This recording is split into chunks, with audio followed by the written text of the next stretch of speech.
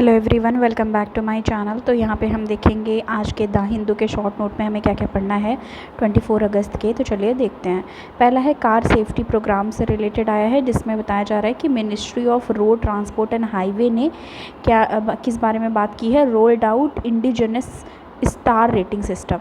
तो मतलब जो ministry of road transport and highway हैं, इन्होंने लाया है स्टार रेटिंग सिस्टम, ठीक है, जिसमें क्या है फॉर क्रैश टेस्टिंग कार, मतलब टेस्ट करने के लिए कार को, टेस्टिंग के लिए। Under vehicle will be assigned between 1 to 5, मतलब 1 to 5 स्टार्स देंगे इसमें, इंडिकेटिंग सेफ्टी इन कोलिजन। और इसको क्या बोलेंगे, called Bharat new car assessment program, ठीक है, Bharat new car assessment program NCAP rating system came into effect from October 1, 2023। Only base model of particular variant will be tested.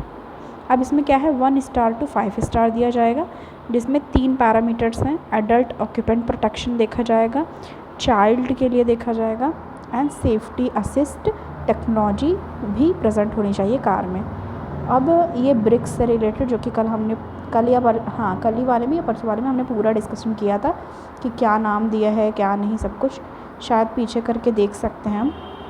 BRICS वाला जो हमने पढ़ा था, देख लेती हूँ। आपको ये भी मैंने बताया था कि ये जो ब्रिक है उसको नाम किसने दिया है, सब कुछ मैंने वहाँ पे डिस्कस किया था। 1 मिनट, वही मैं आपको एक बार दिखा देती हूँ। इससे ज़्यादा, हाँ ये देखो ना, ब्रिक्स से रिलेटेड हम ऑलरेडी डिस्कस कर चुके हैं। तो ये देखो, जिम ओ'नील ने ये टर्म दिया था ब्रिक। ओके, तो अब हम फिर से अपना वहाँ आ जाएंगे जहाँ पे हम ऑलरेडी आज का डिस्कस कर रहे हैं। तो यहाँ पे देखेंगे हम, यहाँ पे थे ना हम, आज वाला। तो यहाँ पे क्या बताया जा रहा है, 1 to 5 स्टार यहाँ पे दिए जा रहे हैं। ये सब हमने यहाँ डिस्कस कर लिया, हम ब्रिक्स पे थे। अब इंडिया क्या कर रही है, वेलकम कर रही है एक्सपेंसन ऑफ ब्रिक्स ग्रुपिंग। तो एक्सपेंशन जो है ब्रिक्स ग्रुपिंग का, इसको वेलकम कर रही है India through consensus based approach के through. 15th BRICS summit South Africa city पे हो रहा है। तो मतलब साउथ अफ्रीका में 15th ब्रिक्स समिट हो रहा है, और ये क्रिएट अल्टरनेटिव टू G7। और ये एक तरीके से इसलिए लाया गया था, एक तरीके से इसको एज अ अल्टरनेटिव देखा जा रहा है G7 का। और इंडिया एक चीज़ डिमांड कर रही है कि changes in global multilateral system को, जैसे कि अब देखो, अनलाइक मतलब रशिया और चाइना की तरह नहीं, बल्कि India not spoken aggressively for dedollarization. मतलब आप यहाँ पे देखो कि जैसे रशिया है एंड चाइना है, ठीक है, रशिया एंड चाइना दोनों क्या कर रहे हैं, अग्रेसिवली क्या कर रहे हैं, ये अग्रेसिवली स्पोकन यानी कि अग्रेसिवली रिएक्ट कर रहे हैं किस चीज़ पे, डीडॉलराइजेशन पे। डीडॉलराइजेशन का मतलब जान लो। डीडॉलराइजेशन मतलब जो US डॉलर है उसका डोमिनेशन जो है उस चीज़ को लेकर। लेकिन देखो, इंडिया अग्रेसिवली बिहेव नहीं कर रही है, दो न्यू दिल्ली मतलब देखो अग्रेसिवली बिहेव नहीं कर रही है डीडॉलराइजेशन पे, फिर भी लोकल करेंसी में एग्रीमेंट कर रही है कुछ कंट्रियों के साथ, कुछ ट्रेडिंग पार्टनर्स के साथ, कि जिससे वो जो भी ट्रेड है उसको लोकल करेंसी यानी कि रुपी में करे। और ऐसा उसने UAE के साथ, यूनाइटेड अरब इमिरेट के साथ ये किया है, UAE के साथ। ओके, पर्सन इन न्यूज़, जैसे प्लेसेस इन न्यूज़ आता है वैसे पर्सन इन न्यूज़ आता है। इसमें है CR राव से रिलेटेड, इनका फुल फॉर्म यहाँ पे दिया है, राधा कृष्णन रॉय, ठीक है। वो 102 ईयर्स के थे, वर्ल्ड मोस्ट इमिनेंट स्टैटिस्टिशियन थे ये याद रखना है। अगर इनका नाम पूछ रहा था ये थे कौन, स्टैटिस्टिशियन थे, ये याद रखना है।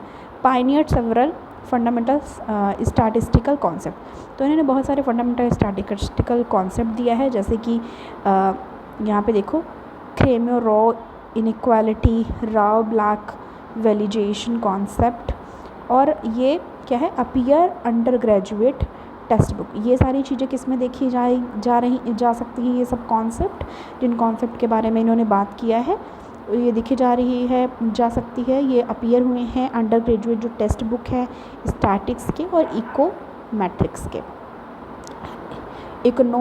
के। ओके, अब साइंस एंड टेक का है ये नेस्ट फॉर इसरो, मतलब अभी चंद्रयान 3 सक्सेसफुली लॉन्च हुआ, उसके लिए कॉन्ग्रेचुलेशन सारे इंडियंस को।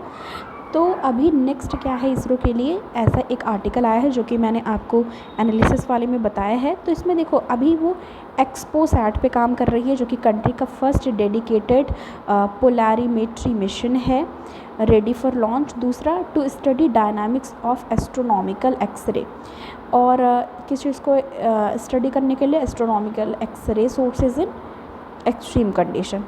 और दूसरा एक है आदित्य L1 जो कि स्टडी करने के लिए सन से रिलेटेड, ठीक है, सूर्य से रिलेटेड, सन से रिलेटेड स्टडी के लिए है आदित्य L1। पहला एक्सपोसैट हो गया, दूसरा आदित्य L1। ये सब क्यों में है, मतलब लाइंड अप है, मतलब एक के बाद एक लॉन्च किए जाएंगे। इनसैट 3DS भी है, और यहाँ पे क्या है, an earth observation satellite have to launch. NISAR भी है, ठीक है। और निसार जो है वो नासा और इसरो का कंबाइंड एक प्रोजेक्ट है, India US build synthetic aperture radar. Okay, अब यहाँ पे देखो क्या बताया जा रहा है, ये क्या करेगी, ठीक है, इसके बारे में बात किया जा रहा है, निसार के बारे में। निसार क्या करेगा, ठीक है, विल मैप, मतलब मैप करेगा इंटायर ग्लोब को 12 दिनों में, entire globe in 12 days. Will map मतलब ये मैप करेगा 12 दिन में इंटायर ग्लोब को, और प्रोवाइड करेगा specially and temporary consistent data understand करने के लिए changes in earth ecosystem, ice mass, vegetation biomass, sea level rise भी पता कर पाएगा, ग्राउंड वाटर कितना है कितना नहीं वो मेज़र कर पाएगा, और नेचुरल डिज़ास्टर वगैरह भी आइडेंटिफाई कर पाएगा। अब गगनयान प्रोग्राम भी है, जो किस चीज़ के लिए है, डेमोन्स्ट्रेट इसरो एबिलिटी, किस चीज़ के लिए, transport human to lower earth orbit, Indian launch vehicle will be human rated launch vehicle mark 3। Science की बात करें, वन हेल्थ आया हुआ है ना साइंस वाले पेज पे, तो ये क्या है, ये collaborative multi sectoral transdisciplinary approach है। ये ऐसा सेम एज इट इज़ आप अपने मेंस में लिख सकते हो अगर वन हेल्थ अप्रोच पे आता है तो, डेफिनेशन के तौर पे। और ये किस चीज़ के लिए काम कर रहा है, working at local, regional, national and Jio level,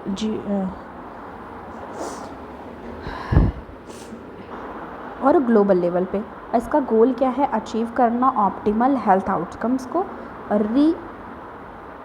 recognising interconnections किसके बीच में, बिटवीन पीपल, एनिमल, प्लांट्स और shared environment.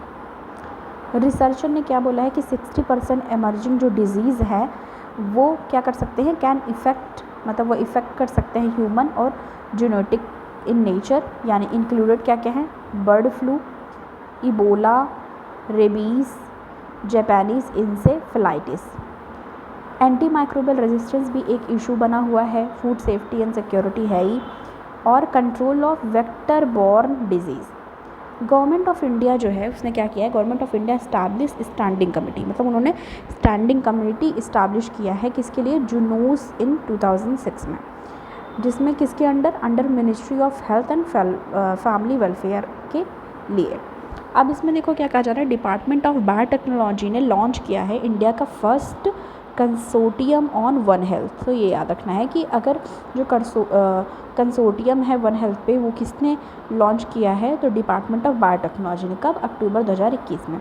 How can switch, communication, collaboration, coordination and integration, कैसे स्विच कर सकते हैं, किस किस बेसिस पे, कम्युनिकेशन, कोलाबोरेशन, कोऑर्डिनेशन और इंटीग्रेशन पे। तो ये सारी चीज़ें थी जो आज के लिए हमें डिस्कस करना था। Thank you so much. मिलती हूँ मैं आपको नेक्स्ट वीडियो के साथ। Thanks for watching.